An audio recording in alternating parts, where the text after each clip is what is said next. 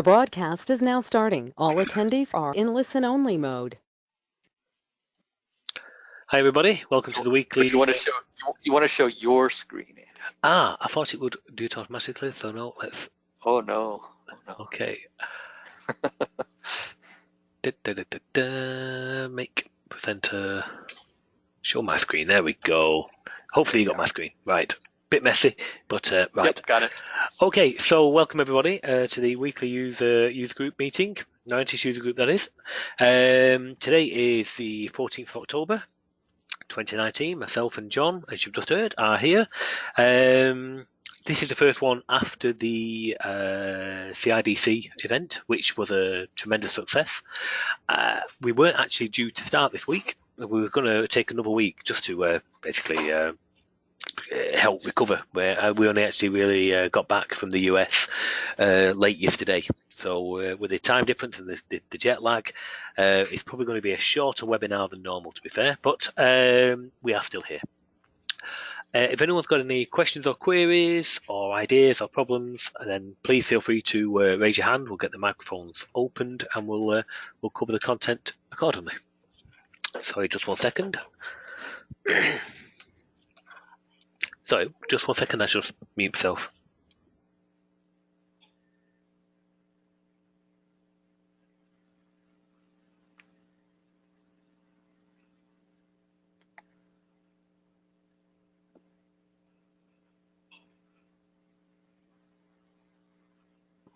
Sorry about that. Someone's just leaving the office and decided to pinch my car, or borrow my car, I should say. Okay. So the CIDC event went very well. Went really well, actually. Everyone seemed to enjoy the training. John and I were just discussing an issue with the recording of the Noyantis training. There's an issue. We did have a technical issue on the first 2 sessions of the Monday morning, which we thought we had recordings of here. It seems that there's an issue with the first hour or so, but not to worry. We're going to check. We had it recorded to a couple of devices, so we're going to check the second device as well. And if that 1 hour, which we've got the audio of but no video, if that 1 hour is still missing, then it will just be re-recorded. Probably re-recorded tomorrow/Wednesday. So, John, I should be able to get the recordings, hopefully, as early as tomorrow. Failing that, Wednesday close of day, over to you in MP4 format. And then if we can merge them all together, that should be the recordings available. Is that okay with yourself? Sounds good. Yeah. Cool. As I say, the event went really well. People seem to enjoy it, and very positive feedback. Updates, obviously, while we was at the event and so on, then there was a delay on any template updates and so on. Some were discussed while we were there. One of the things which has come out of it is there is going to be an update to the command bars coming very soon. Did some analysis while I was there. Again, from user feedbacks, that's the whole point of these, which we get from you. There was an issue, sorry, not an issue. There was basically some questions asked about can anything be done about the speed of initialization, and also a couple of reports of some controls not always appearing when they should have done, or appearing out of place, and so on. So we did some checking while I was at the actual event, and did see that the initialization of the command bars can definitely be revamped. So that's already started. Very much doubt the update will be out this week, but I will try. If it is this week, it will be the end of the week. But failing that, we probably will aim for maybe early next week, maybe next week's webinar. So you can expect to see some optimizations of the loading and new facilities. The loading is going to be done via internally. It's going to build a queue. But it will give you the same opportunity. So what you could actually do if you had, let's say you was working with different security products and you only wanted controls creating under a condition and so on, basically you'll be able to just populate the queue in your normal manner, as you would in a normal clarion queue, and the command bar will then monitor that queue. If it recognizes any changes in the queue contents, then it will automatically repaint the command bar accordingly, which is a very similar approach we do to both the calendar and the charting and so on and so forth. So that'll be one enhancement, and we'll also try and get the backstage view added as well. If people aren't sure what the backstage view is, it's along the lines of, let's open up one of these and open up a general document. And when you press File, so this is like a ribbon bar of a command bar, and then when you press File, this what opens is technically what's known as a backstage view. So, and that we're going to see about getting that into the next enhancement as well. So that'll be a new enhancement for the command bars. As always, the Chillcat continues to get further updates, both to the base classes and the task classes, and so on. So there will undoubtedly be another update to Chillcat available next week as well. Again, watch this space. One of the things we're just investigating, we've signed up and got our keys, but we're also looking at, one of the things we're looking at is creating a task class for DocuSign. So there's been some interest in that. So that's one of the things we'll also be looking at as well. Okay, so I think we had a question. I could have sworn I saw a question asked from Frank. Was there not? He's got his hand raised. Let's open the mic. We've got a question come in, remind me in a second, regarding charting.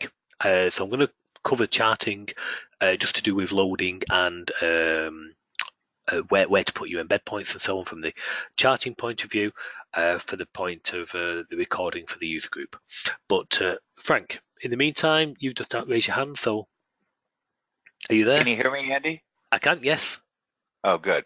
Well, welcome back. Well, Thank kind you. of welcome back to your homeland. Hope you had a good time over here.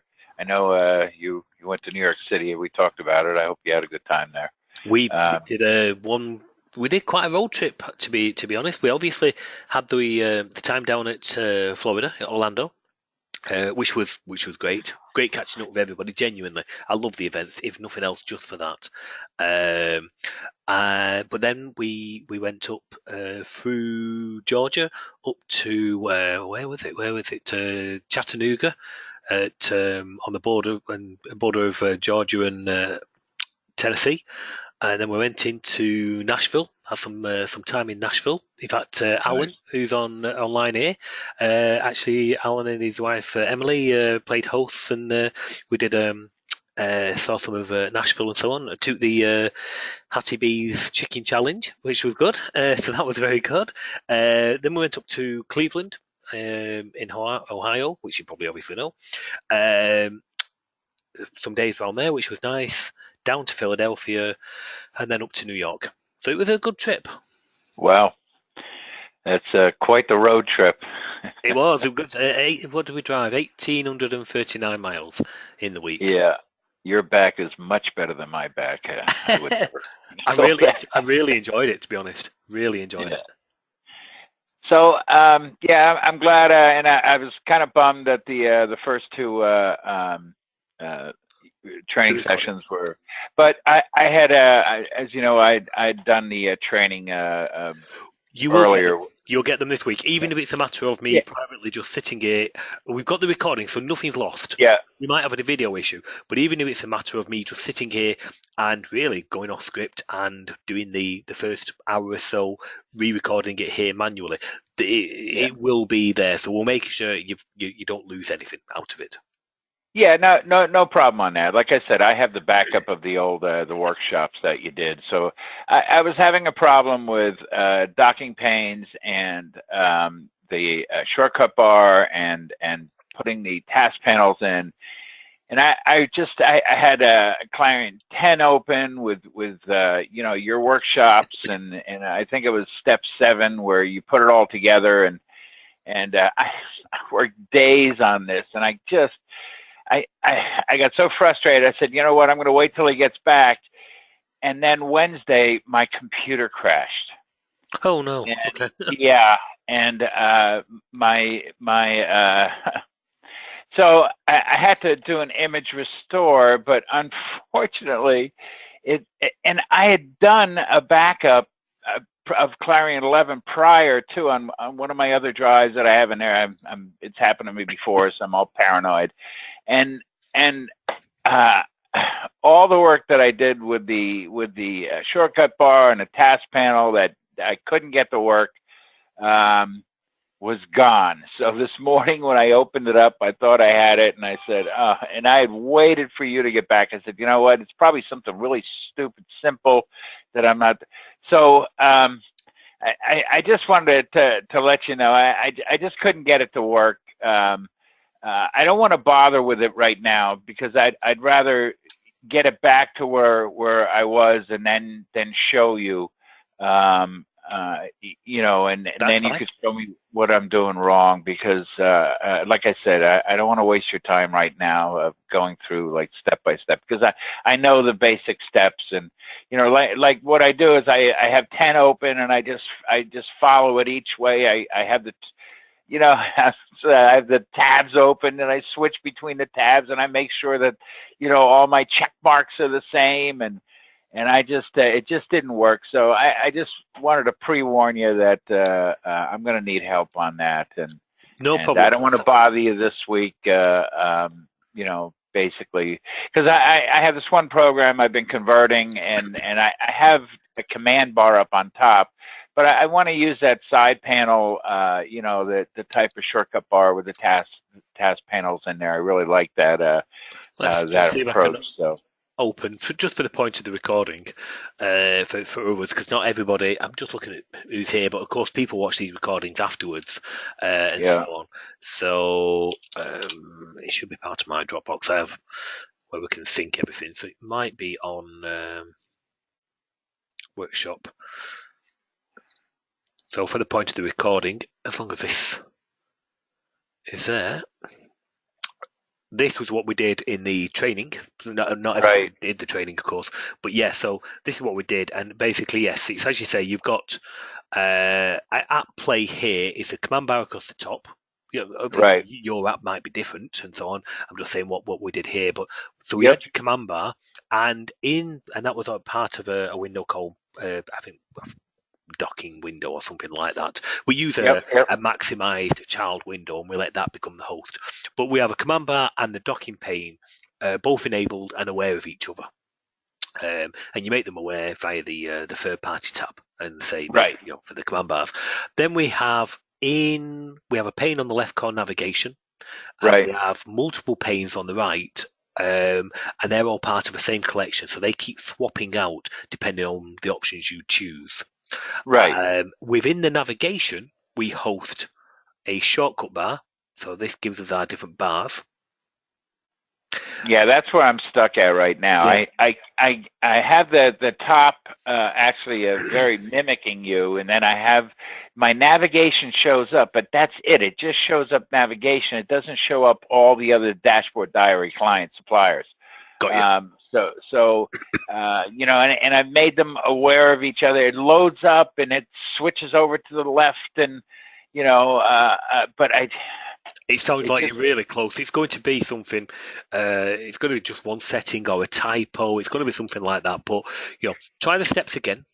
Yeah, I will. I just like I said, I don't want to waste everybody's time here with it because I'm just disgusted that I've lost all those days worth of work and.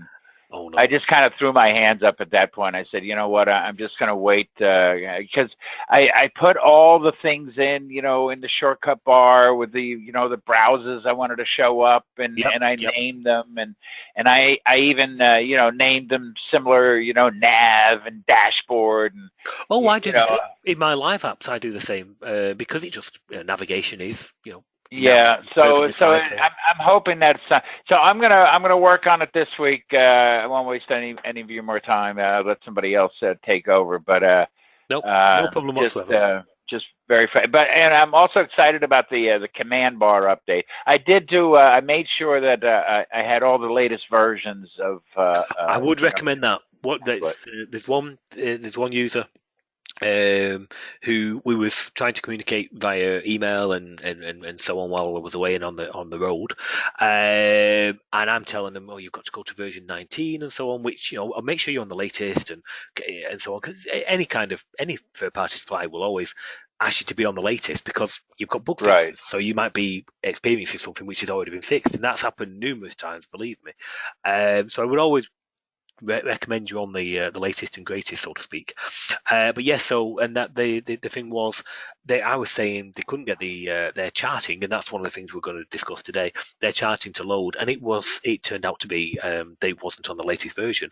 So I'm telling them to select version 19, and they're not using version 19. They're using one of the specifiers. So it was a very very easy one to overcome, but only when you see screenshots and you can see where you're up to. And it turned out they weren't on the latest version. So I would always recommend that, just for a bit of an obvious statement, but I would always recommend that. Yeah, that's one of my issues. I don't know if you remember, you helped me with CodeJock because when I first purchased it, it was a while ago, and I didn't download all the things. And then that's right, you had all your keys, you just didn't have the. So I'm still on 15.3.1, which is fine. Which is fine, you know. Which you told me was fine, you know, and I'm hoping this year to pay the thing and get the latest version. You might experience something where I don't necessarily think it'll be a bug, but of course, as all software vendors, they will have bugs in theirs, just like Microsoft. Everybody has bugs in their software, and they get found and they get fixed, and security flaws and so on. So yes, of course, there might be new features definitely added since 15.3.1. There might be some fixes, but I also know, where I used to work, their big application is still using 15.3.1 in Clarion 8, and they've got hundreds of sites on it. So I know it's perfectly fine. 15.3.1 was a good build. It's an old build, to be fair, but it was a good build. Yeah, understood. Okay, look, I'll let you go. Thank you, and I'll be looking forward for the update, and we'll probably give you a shout. You will see a speed increase on the command bar loading, definitely. Oh, good. Because I looked at the code, and compared to, the command bars was an earlier one to be created. I think it was a shortcut bar, command bar, or calendar next, or something like that. And I looked at the loading, and yeah, it could definitely do with some love, so to speak. So that's just what it'll get. So it will be optimized. You'll definitely, even if you don't change any of your settings, because we will ensure it's backwards compatible, then you'll still see a speed increase on the loading anyway. Okay, great. Thank you, Andy. No problem. And Andy. Yes. I have a tip for anyone who has like older versions and they decide that they want to update to the newer ones. So I let my subscription lapse last December. Then I decided I got to get 19, so I went ahead and got that. But before I did, I emailed their sales department and told them that I wanted to update or get current, and asked if there were any discounts I should be aware of, and they gave me 10% off. Oh, you see, that's because they used to honour the 30% discount on renewals, but that stopped a while ago, which was a pity. A very good contact, I don't know which one you spoke to, is Colleen Stowell. I always speak with Colleen. She's been there years, got to be 10, 12 years that I've been speaking with her. And yeah, she's the one who originally organised our 30% discount for the users and so on. So she's a very good contact anyway. So yes, as John just said, if you before just going ahead, their upgrade policy, if you've lapsed, is quite strict, as in tough, go and buy it again, which I find a little harsh actually. We charge a little penalty, not a penalty, but some people might not renew for a number of years and then renew. So it's unfair that they can just renew at the similar price as everybody else does, but it's only a smaller increase than the normal annual one. And then they've got the beauty of renewing whenever they like, or not renewing at all. But CodeJock don't offer that. If you do lapse and you lapse over a certain amount of days, then the normal procedure is that they charge you the whole lot again. It can be quite tough, I think, in their approach. So it's definitely worth that email to them. So did you get to renew to a renewal price, or did you have to buy again, John? No, it was renewal price, because you have a year that they'll still give you the renewal price, but they back it up to where it was before. So mine expires again in December. It's for the whole year, right? Yeah. No, very good. And that's I suppose a year is quite fair actually. If you've gone over the year, then you have to buy again. We don't. You go over a year, that's fine, your prerogative, and so on. But it's each to their own. There's no right and no wrong. It's just personal thing. Okay, so what we were going to mention, then can't see any other questions, just looking. No hands raised, so that's good. So we will cover charting, because I know this is a question what's come in, so just let me open up one of the example apps. Won't be 1 second.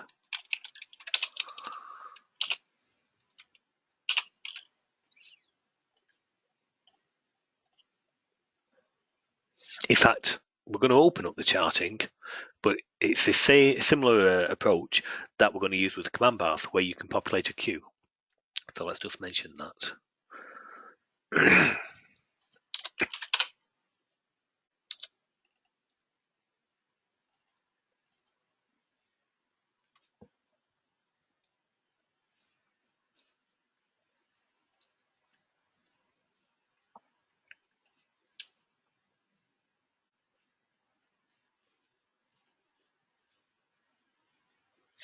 You'll be glad to hear we've got our new person starting next Monday, who's going to be starting on the documentation.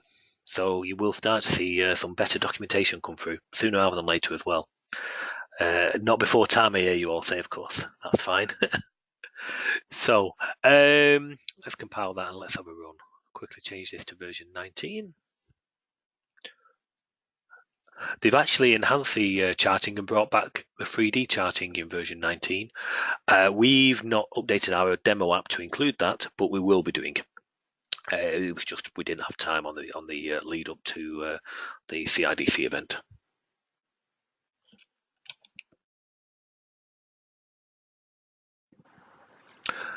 Okay, so in this example, the data from the chart is mapped directly from data queues.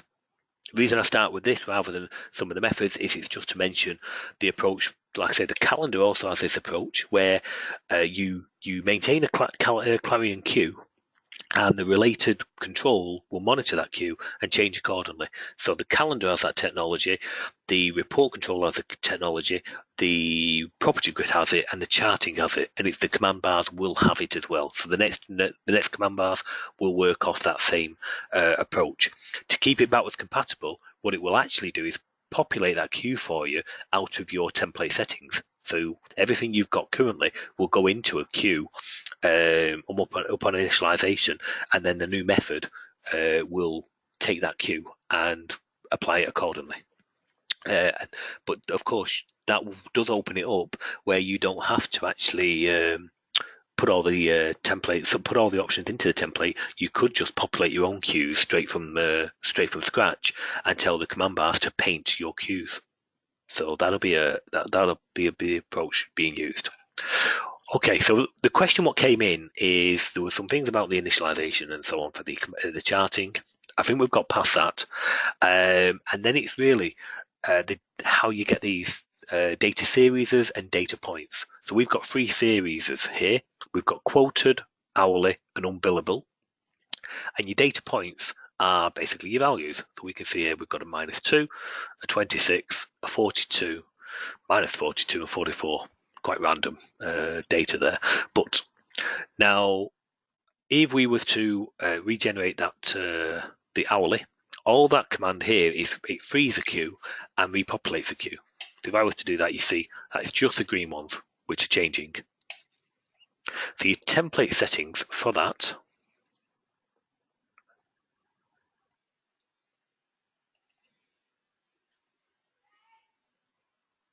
I'll just show you that code first. Again, this is really for the point of recording, so for one of the email questions.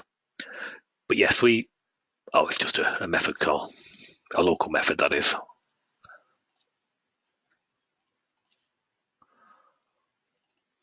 It frees a local queue and repopulates it with just some values. And those values you can see in that queue, which is probably defined here. Yeah, there's the queue. We have a point ID, a name, and a value. So we have the point ID, and we've called it HR and it's a count of 1 to 5, so it's HR1, HR2, HR3, so on. The name, and we've just got some particular names, and then we're just using a random value. Okay.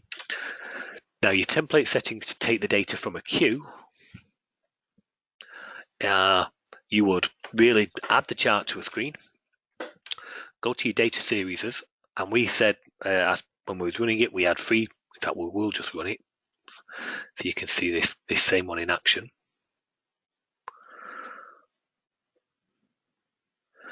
But let's put it there so I can quickly bring it back quite easily.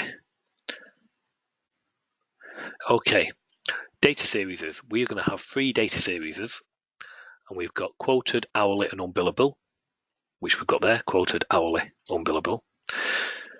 We'll stick with the hourly for our example. Its ID, it's HR for hourly. Its data source is a queue, and then we've just got some settings of what style do we want to show that in. So technically, we could actually show that in I suppose an area if we wanted on that one. Labels are visible, yes, fine. Is this what we're after here? We're going to go with a predefined queue, and it's a local queue that we've defined, and we can see there on our left and our local data. Data points, we've only got 1 point that we want to map, and the data point is just it's a particular ID, which of course comes out of our queue. There's a name, and that comes out of our queue, and there's a value, and that also comes out of our queue. And basically, so that's what you're going to have. So to see that in action, we just move that over the way as well. There you go. So to see that in action, we've got our data series, HR for hourly. We've got our points, and we saw that we put some records in there, and the point ID we created, we'll look at them again in a second, with something like HR:1, HR:2, HR:3. So these are your points, and then you've got a name for each point, which we are taken again from our queue. So we have some code in there for Sam and Jesse, Dave, Max, and Brian, and then the values, and they are the actual physical values. Okay. Just to refresh your mind, on how that was populated, and there it was. We just created 5 points, each one. So just as, and this is the same approach with all of our products. Every ID you use really should be unique. So we had a series name a minute ago, and we called it HR. Could have called it anything you like. It just wants to be unique. And that when we prompt you for an ID, be it a calendar event ID, be it a command bar button ID, a data series ID on the charting, property grid item ID. When we prompt you for an ID, that is the bridge between what you know it as and what the internal CodeJock object is called. CodeJock will know it as basically a bit like an address, if you will. You will know it as a user-friendly ID, HR:1 or HR:2, as we've got here. So you would want to give it your points a unique ID. You've got we've populated a name, and then we give it some values. If you was populating that manually, well, let's just see that one in action, because we actually changed that one to be an area. So that same one now, and you can see these were trapped as displayed as bars, and these were area, which is what we asked it to be displayed as. So you can change your data series as to be different types and so on and so forth. You can do many different things. So that gives you an idea of that. If we was manually doing that, sorry, 1 second, then you would want, I'm just going to open up some of the methods that you would want to call here. Again, this is to complete the questions asked on the email. So I'm going to point them to this video being uploaded next week. Today, later today.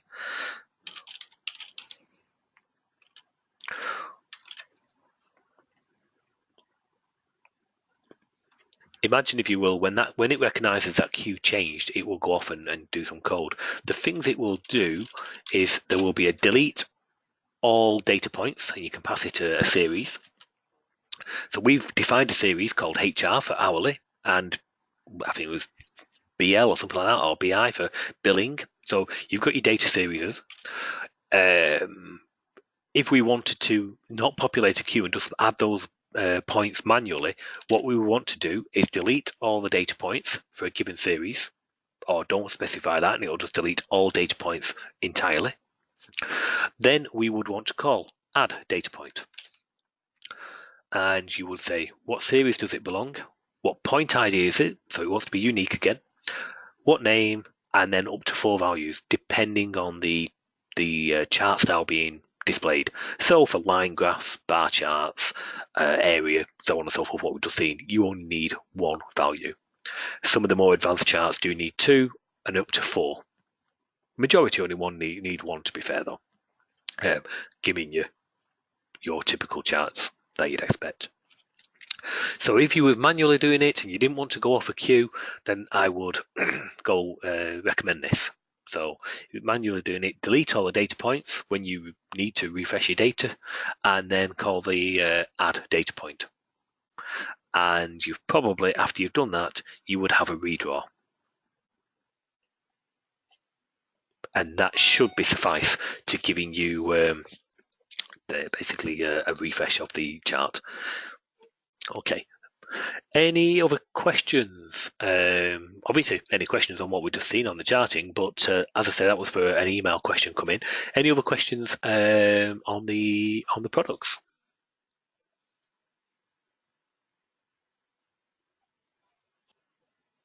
I just want to mention multi-DLL again. Yes, I know. I promised we would have it before the DevCon, but things were so busy, so busy. But yes, you will get it. It is on the plan, and you will get it sooner rather than later. I need to get the command bar update out because a couple of people, I think you were one of them actually, have highlighted, I think, a control not being created or out of sync. I'm not sure how that and why you were getting that. There is some code in the current command bar points where it tries to automatically calculate its parentage, whereas the new approach is going to be a lot more stricter on how it's going to do it, so it'll be a lot easier. And I think that's part of the problem you're probably experiencing as well, and so on. So I need to get that out of the way. And the Chillcat is kind of regardless on the multi-DLL. So we were talking the Kojak suite. So what we will do is, if I get the command bars out later this week or maybe next week, then we will complete the work in the webinars in the weeks to come. In the webinars, we will commit time to it every week until it's done. How does that sound? That sounds great. And then that way you can definitely give me grief and say, come on, Andy, we need it. We will actually do it each week. So that's there you go. Everyone's happy. And of course, then we get it delivered to yourselves, which is what we're after. Yes. Cool. No problem. We've got any other questions? Got plenty of people here. Surely someone's got any questions. Ken has a question. Of course you can. You're an attendee. Well, you're also a host as well. No, I meant Ken. I'm sorry. I said Ken has a question. Oh, does he? Yes, Ken Watts. Where's my question? I've got my attendees. Where's the question? Oh, it's folded itself back. Right, sorry. I didn't see that. So yes, how to change the column width? I think this email came in a couple of days ago, actually. Sorry, Ken. In fact, if Ken, have you got a microphone, Ken? And we'll get junk emails coming in. I'll open the mic. Ken, do you have a microphone? Possibly not. I always like to put people on the spot, but it can be a little mean too. Do not. Okay. So the column width. Okay. Let's just go on to version. Ensure on version 19. And let's just, while we're doing that,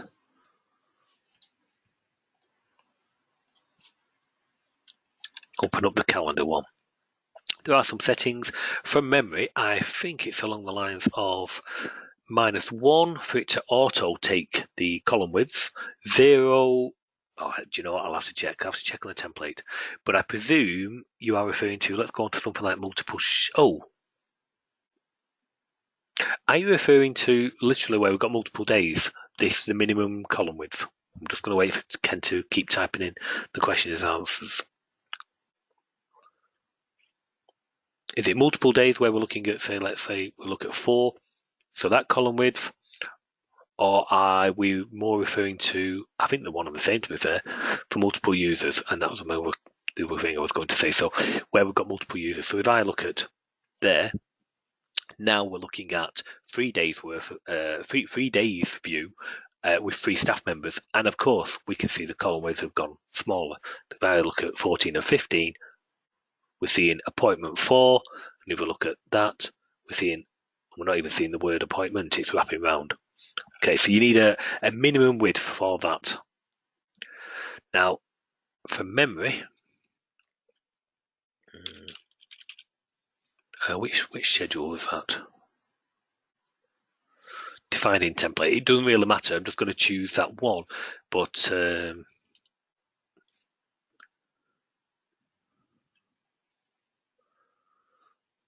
there we go, so that's that. Now from memory, there is a setting, is it on appearance? Column width, okay. 0 is disabled, which means basically it will just do its own automatic. Oh, is that right? It's that, the column width. If I just have a look if we've got a method.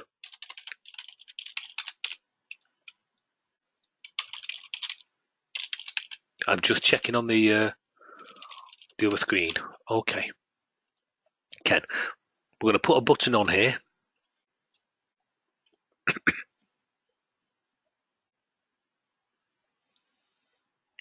Oh, showing for a button. There you go. We'll put it over here.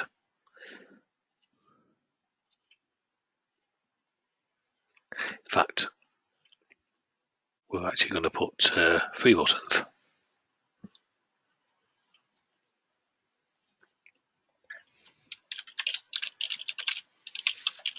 Width auto. Oh. Width disabled.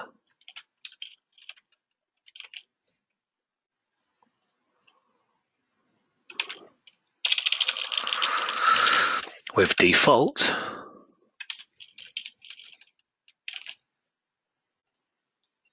And width to 70, just a value.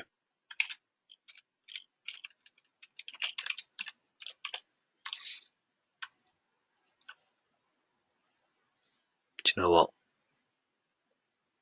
Now easier if I put these under here.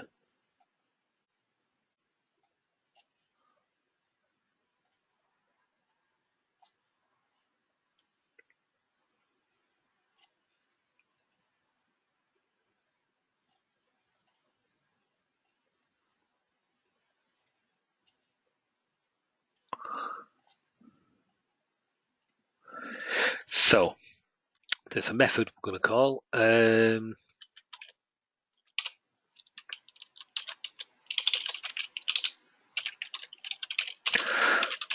class name. So whatever your class name is, set column width.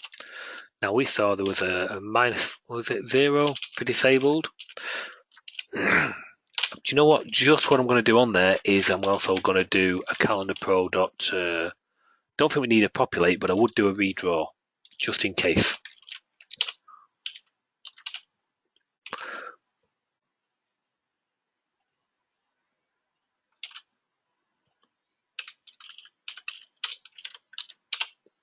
Not sure I've got them values right, but we'll check in a second.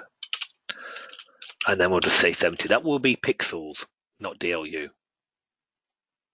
So the method is set column width, and you pass it a value. Let's have a look at what we got from that.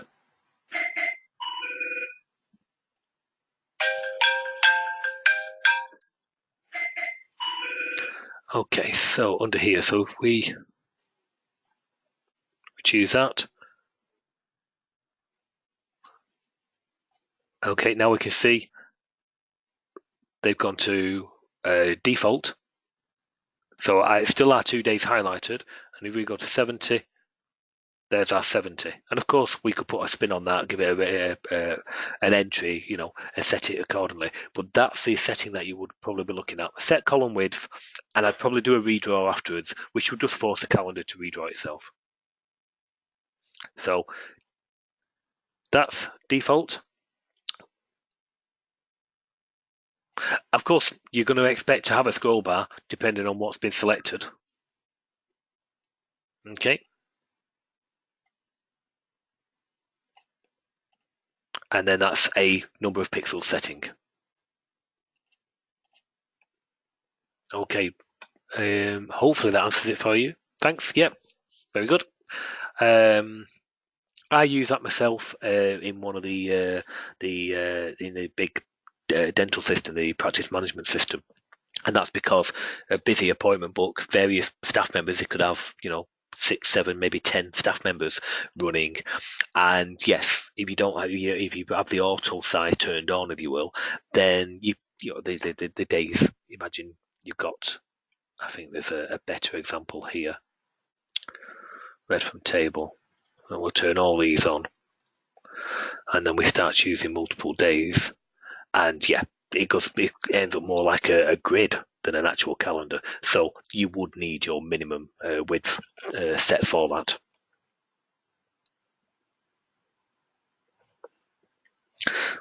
Any other questions?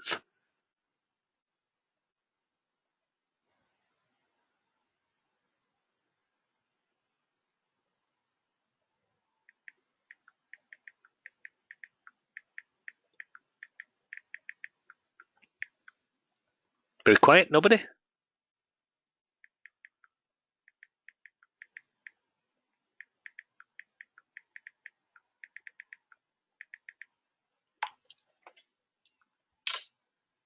No, we all are very quiet.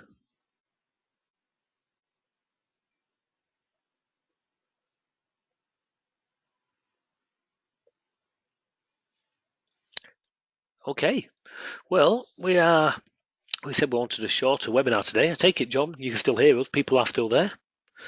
Oh yeah, people are here. That's good. I'm surprised I've got no questions. I mean, I'm happy to wrap up early. I'm just really shocked by it, to be honest. We've not done a webinar for 3 weeks. I expected to get hammered, even though it wasn't actually scheduled for today. I expected to get a lot more questions, so I suppose that's a good thing. Yeah, I suppose there's one last thing I will just cover. We've covered it numerous times, but I'm going to point people to this same webinar. Another question we got asked, and it was to do with RegFree COM and what files to distribute. Now, I know we've covered this lots of times. I will quickly do the settings again for the point of this recording. And it is, let's just go into this example app. So there's our folder. Okay, and we'll always ship a little cleanup batch file. So we will see in this folder that we've got our application manifest, which looks something like so. Just a regular Clarion generated manifest. Your Windows version straight into compatibility. Now I'm going to leave that open. I'll close those. Leave that open. That's the only manifest in there. The files you will want to ship with your application are the actual ActiveX that you're using. So this is the calendar. So I'm going to go to CodeShock 19, and you need that.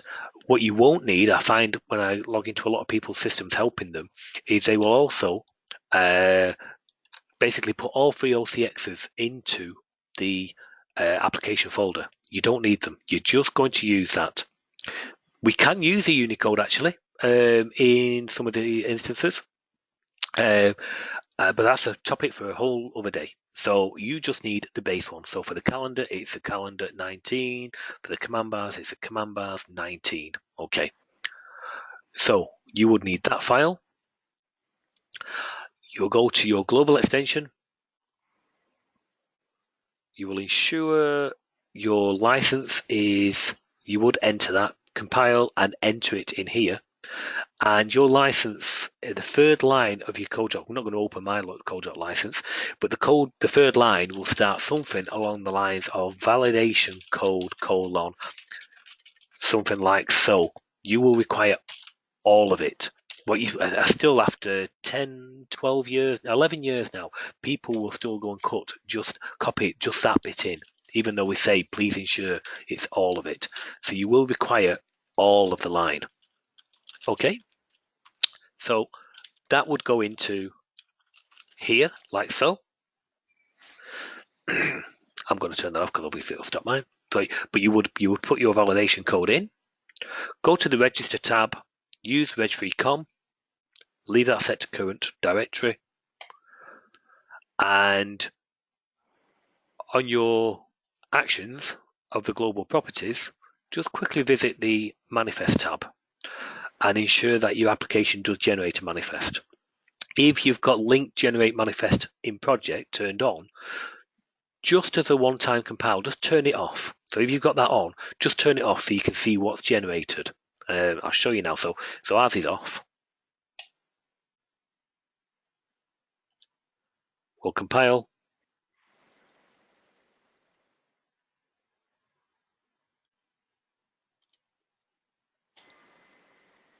This time when we go to our folder, we'll see we have, let's just refresh. Oh.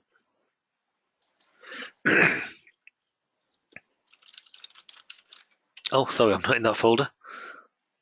I've just copied the command bar in there as well, the calendar. Yeah, copied it into the wrong folder. We'll put that in there. But we would have had our manifest a second ago. That's pointless having the chart one open. You've got your ChartPro manifest. Your application manifest. It will have an extra setting added to it. So here, as just like the chart one a minute ago, you would have had the Microsoft entry which is created for you, and you would have had your compatibility created entry for you. But our template will then insert this element for you, and it's a dependent assembly saying that it requires something else. In this case, it's the CodeJoc library. So you're going to say, okay, you're going to expect to see that added with the command. You don't have to worry about the content; it will just do it for you, depending on what version you select. So we chose version 19, 32-bit. It will add that for you. It will also create you another manifest file for the OCX in question. Again, this is the calendar, so it will create that. Its content is kind of irrelevant, but it will make the control work. So we can see here it's the Extreme Calendar version 19, 32-bit. Okay. If you do look at the actual linkage of this, there's your application, which in turn points it to another dependency called Extreme Calendar Control.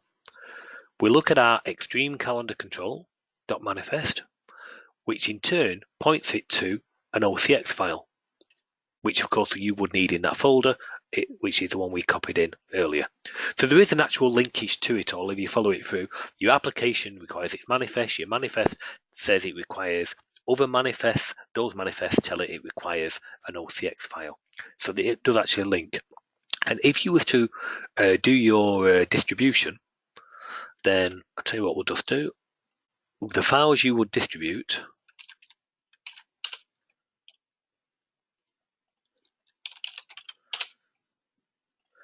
would be your application, of course, the OCX file. If it's multi-DLL, we'll cover that one in a second, but you would also put your DLLs in there, of course. Any theme files you're using, you would put in. Your data files, obviously, take that as read, and those two manifests. So the minimum you would be shipping is those files. Your application, its manifest. The calendar control is manifest. And that's really it. If this application was using more than one, let's say it was using command bars as well, I'd expect to see the application and its manifest. The manifest would have two entries in there. So that would actually have two. It would have one for the calendar and another one for the command bar, and maybe another one for docking panes. As many as you use, it will have in there. So you would have, if it was calendar and command bar, it would be application and its manifest, the calendar and its manifest, the command bar and its manifest. So it's really straightforward if you think of what you need. We mentioned multi-DLL. If you was using the controls in multi-DLL, then you would need to put the global extension into any of the applications where they're being used. Slight deviation for the docking pane, but we'll stick with, say, calendar and command bar. You would put the global extension into any apps where they're being used. In the DLLs, you wouldn't bother with the register because it's pointless. Okay, so you wouldn't bother with that, but then you would also add the extension to your main application exe, and in there you would select the RegFree COM because it's that manifest that we want to adjust. Okie dokie. John mentioned the multi-DLL enhancements which are coming, and those enhancements are a support template, which we've actually started. We've probably done 70% of it or something like that, or if not more. We just need to push some changes into each one of the products. And basically it's a new template. It's free for anybody who's got the CodeJock wrappers, because it only really works with the CodeJock wrappers. And it's a CodeJock support template. You basically, the principle of it is you add it to your data DLL and your main application exe, and you can set all the settings in one place. So you would basically say, okay, I'm using version 19 of the command bars, version 19 of the calendar with a particular theme setting, and then you won't have to go and do all those settings in each one of your applications. You'll just set them once on the main exe. Right, that makes sense. And we've got that for the point of the recording because we've had a couple of emails come in of late of that. So just to recap, you would set your settings to RegFree COM, compile your license in. I know I haven't there, so that won't run because I haven't got a license in there. And then the files you would distribute would be those files. I mean, I can try running that, but I would expect no calendar to appear. Wow, bit shocked at that, I got to admit.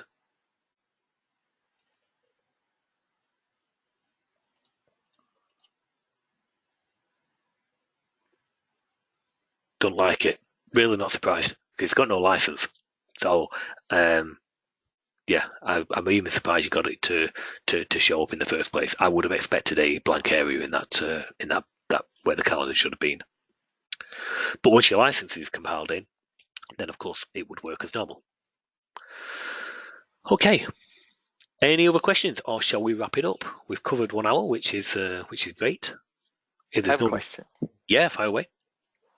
Okay, so with the manifest thing, so you go through this. If you compile the manifest in, does the RegFree still work? Yes. I'll tell you what we'll do. Let me compile a license in, but I'm going to move it off screen for obvious reasons. Yes. So let's go back level. Where's my CodeJock? Let's open that there. I'll open a text pad off screen, but you don't get to see it. My license is typical. Pause your screen. Oh, yeah, never thought of that. Can tell John's a master at the GoToWebinar, and I'm merely the apprentice. Okay, so enter validation. Do you know what? I've got it off screen now. Okay, you got it off screen. Okay, that's good. Yeah. Yeah. I just forget to unpause it. That's all. Yeah. So, but we've got a license code in there now. We will just compile as such. So I will show it working. So this is set to RegFree COM.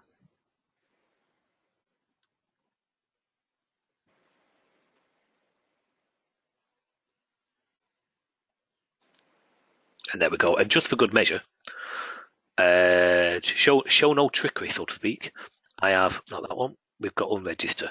I have batch files set up, so I will unregister version 19, which will go through, and there you go.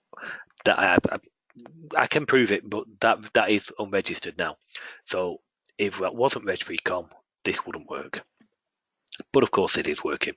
So that's our distribution point of view. Let's just put that same exe into our distribution folder. Okay. Oh, we will put our style file in there. Was it 2010? I think it was using. Let's put that in. Okay, so now in here, there you go. So that would be your distribution. We'll get rid of our data, and that is a bare minimum distribution you would be having. Chances are you are using a theme file, a style file. So it would be, I'm using Office 2010 in that example. It could be the Office 2016 or whatever. So John's question was, if we compile that in, which we'll do, so global properties actions, and now we can compile that in. So link the generated manifest into the project, and I'm 99% sure, yes, you can.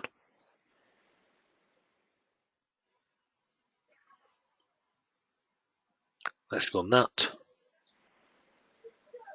Of course, it's there. Chances are that application manifest is still there as well.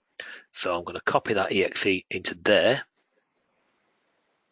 but I'm going to remove that manifest. Okay. Okay.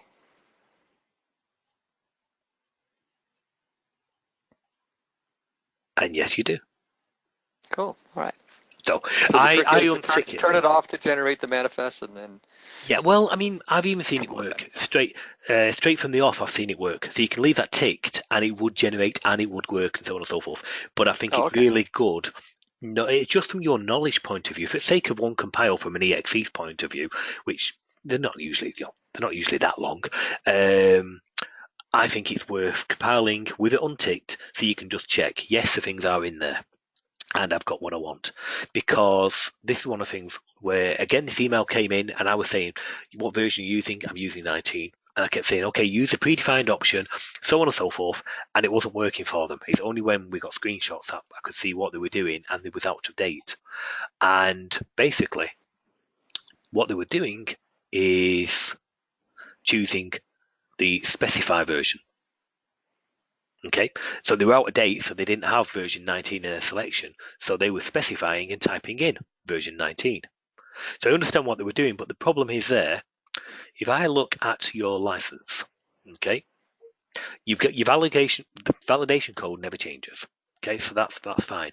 But you also, the license, what gets compiled in, is actually made up of 3 lines: a copyright line, a product ID line, and your validation line.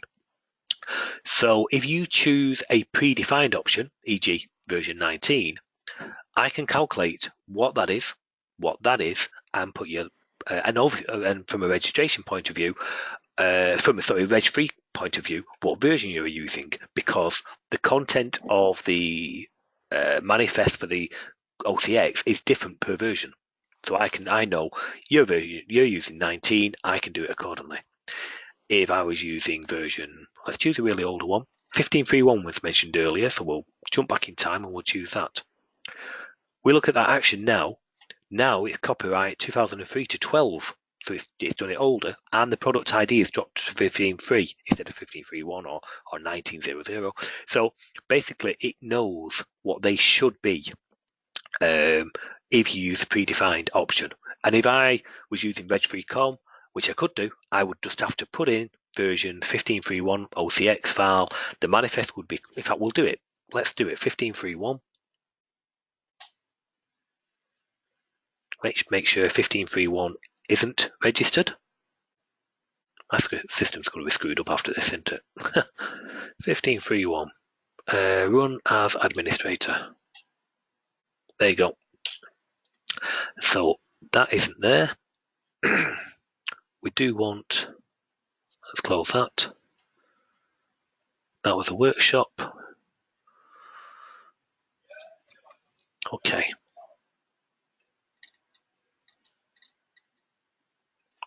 15.3.1. We need the binary file of that. So we're going to stick with this distribution folder. Going to get rid of the version 19.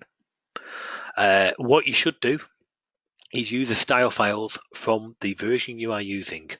I have seen GPF issues and definitely paint issues if you're using 15.3.1 but the style file of version 19.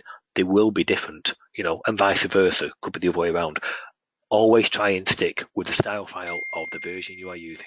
So we'll put the style file Office 2010 of version 15.3.1 into our distribution folder. Okay, so we've got that. We've gone to, what have we got? We've gone to that 15.3.1, that style, RegFree COM, and we've got our license built in. Going to hit compile of that. Just going to undo that so we can see our settings. We've just proved that works, but I just want to show you what's being generated. Well, that's compiling. Oh no, it's okay. There. I'm going to open that manifest file, which is there, version 19. We'll copy over what we just generated. So there's our new exe.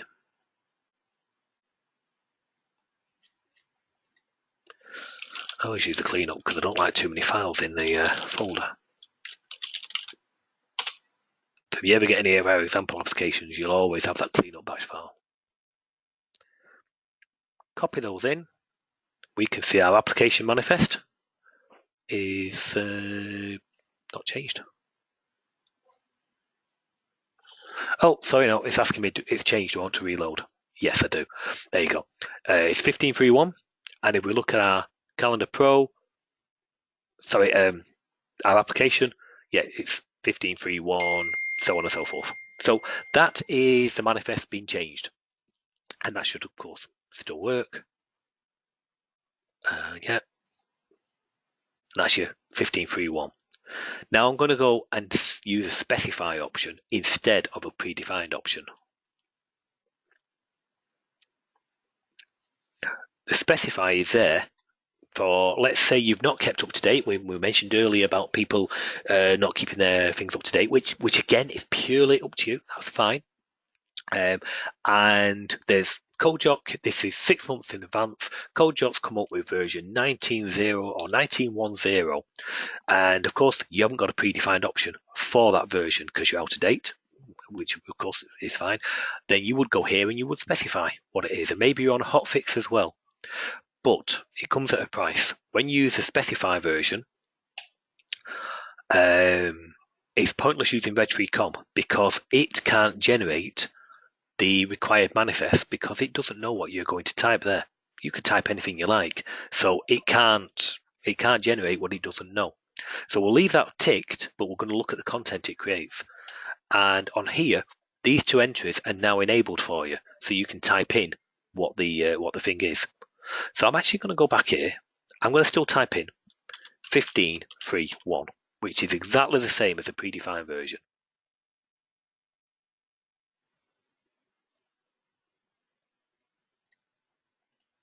You can see that's 15.3.1 and then I'm going to go back to specify, and that's opened. So now I'm not using a predefined. These are enabled. Okay.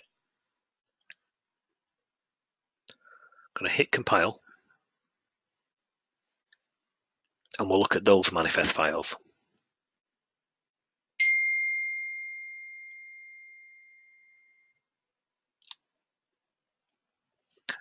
Okay, now let's compare that. It's got a built-in. It's saying, can you build in 15.3.1 0 because we typed in. That is a generated manifest for the calendar control, and it's not going to generate anything for you. It knows what kind of assembly it's got to write out, but it hasn't a clue what its content is. So guaranteed that will not work.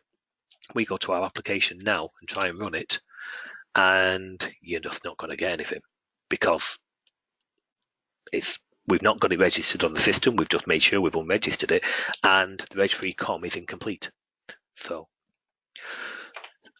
that was one of the questions what came in this week because they weren't getting basically any content, and it's because they're using the specify option with RegFree COM, and you can't do, because it doesn't know. It can't generate what it doesn't know.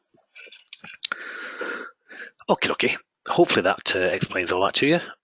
What we will do is quickly put that back to a working state, because in webinars to come, I'll probably fire that up and wonder what we were doing. These are only temporary versions anyway. So 19, all done for us, all generated. Back to that.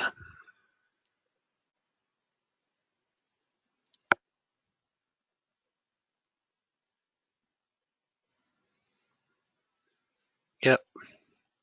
And there's our calendar. Okay. Where is that style file? The style file? Office 2010.dlls. Yeah, I'm looking around. I can't find them in the. You would always get them in. You wouldn't get it there. That's how I've just copied it. So in your official one, you would get a bin folder, a binary folder, help, style, links, samples, and under samples is styles. Under samples. Okay. Oh, there it is. Okay. And in styles, you get all of them. And you actually get the source code of them, because they are actually. I thought there's a style painter where you can actually open those up and edit them and so on. So you can actually modify them. That's only something very recently, last few versions. You never used to get the source to them.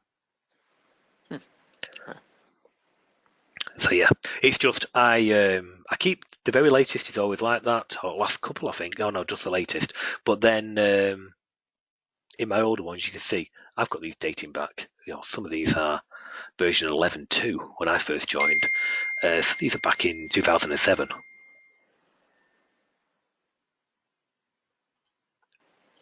So I don't keep all the examples from them, because all they've really done is kept them and enhanced and continually enhanced.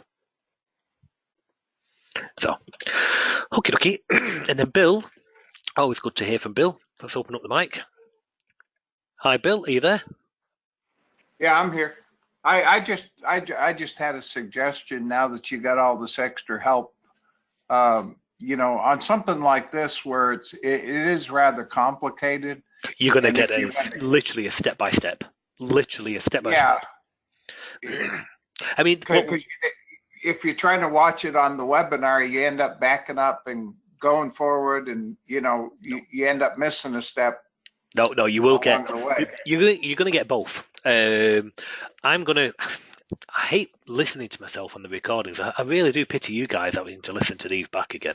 I think my voice is awful, so I really do pity you guys. But there's going to be a series of recordings. Not these, they're going to be. We use a thing called MOV AVI recording, records your screen and so on. We also use Screenercast as well. But basically, there's going to be a series of recordings, very short, very brief, but to the point, to help you cover certain aspects. I think I've got. I'll see if I can find one in a minute, which I've done for the QuickBooks. But yeah, basically, they will act as a video. So for people who don't want to open the document and just want to watch, then there'll be them. But there will also be the online help, which will be in CHM format and PDF format, and so on. We use a Dr. Explain. I don't know if anyone's ever used that. Brilliant product. But yes, basically there will be the step-by-step. There'll be one for getting started, which will cover what we've literally just covered there. Adding the global extension, what you tick and why you tick, and what you should expect from a distribution point of view. Because we get asked for that quite a lot. So there'll be a getting started, which will be generalized, because it's the exact same approach we use for all of our products. So it'll work for command bars, calendar, all of them. So you'll get the video, and you'll get a step-by-step. You can start expecting the first ones of these to be out. Realistically, I'd like to start seeing some content being out in November. I don't want to rush the guy. He's only starting part-time to start with, and so on and so forth. So I don't want to scare him off before he's done too much. But yeah, you can start expecting some stuff in November. Oh, that'd be great. So yeah. Yeah, it just makes it a lot easier sometimes because you try to follow some of these and it's difficult going back and forth, and then things happen in between that weren't supposed to and all that stuff. So I think we did. Now let me have a look. We did release, although it's probably out of date. But there's the CHM export. There's the yeah. See, here's an old one for the calendar, but this is the likes of what Dr. Explain will kick out for you.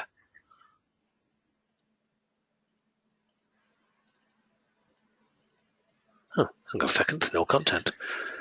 It's not a very good advert for it. It does actually.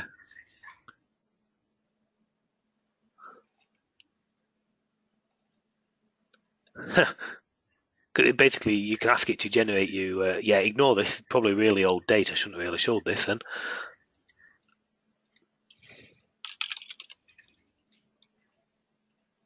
Let me have a look at the getting started.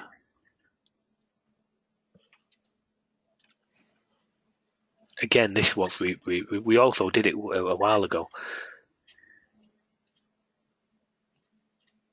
But yes, this is basically with Dr. Explain, you can open up a window. You can do it on Clarion, and you can hook it to just one part of a window and say, I need to create a help guide for that. And what it does is it captures that window, but automatically knows that you've got certain entries. So you see all this where it says Kojot version, hotfix, specify. You don't write any. This is really old, this, but you don't create any of that. It creates all of this for you, and even all of the hook points underneath. So you're responsible for typing this stuff in. It's a really, really good product. I've got no affiliation, but if I use something decent, and easy to use, then I always like to pass it on. So there's the Dr. Explain website. Yeah, I think we got a copy of that floating around here. Yeah, it is really good. I think it's really good. If there's any demos or samples, yeah, that kind of thing. As I said, that's the thing. It analyzes the screen and does it for you, so it's really good. So that's the type of content that you can start to expect. So yeah, and I just noticed Robert had asked about the sessions 1 and 2. And Robert, yes, sessions 1 and 2 from Monday, the first day of CIDC training. There was technical issues from the YouTube live share, and so we are going to get those out, the complete recordings out to everybody.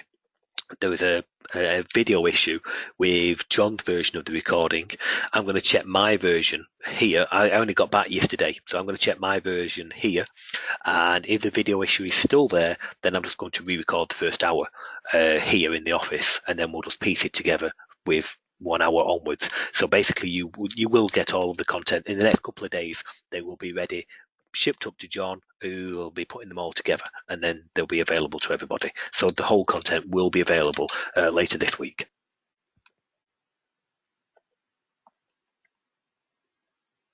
Okie dokie.